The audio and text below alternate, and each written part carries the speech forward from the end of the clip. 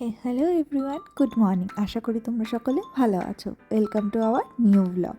আমি কদিন ধরে ঠিকভাবে ব্লগ দিতে পারছি না। জানোই তো, ঘুরতে গেলে একটু এদিক ওদিক হয়ে যায়, ঠিক মতন এডিট করা সম্ভব হয়ে উঠছে না।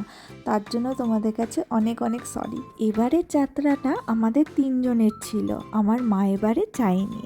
আর তিনজনের যাত্রাটা কেমন হয়েছে সেটাই তোমাদের সাথে শেয়ার করে নিচ্ছি। আমাদের ট্রেন ছিল শালিমার থেকে সন্ধেবেলায়, তাই আমরা দুপুর বেরিয়ে পড়লাম দেরি না করে। আর ঘুরতে যাওয়ার নাম শুনে আমার ছোট্ট সোনাটা এতটাই এক্সাইট হয়ে যায়, তো ওর খুশির ঠিক ঠিকানা থাকে না।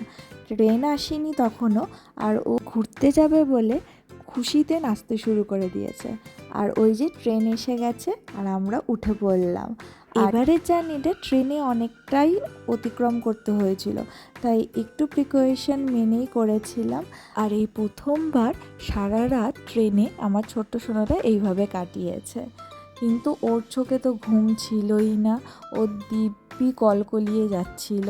ট্রেনে প্রায় সকলেই ঘুমিয়ে পড়েছিল, কিন্তু আমার ছোট্ট সোনাটা তখনও জেগে বসে আছে, এতটা এক্সাইটেড ছিল। চলো, কোথায় গেছি নেক্সট ব্লগে দেখা হচ্ছে। আজকের জন্য টাটা।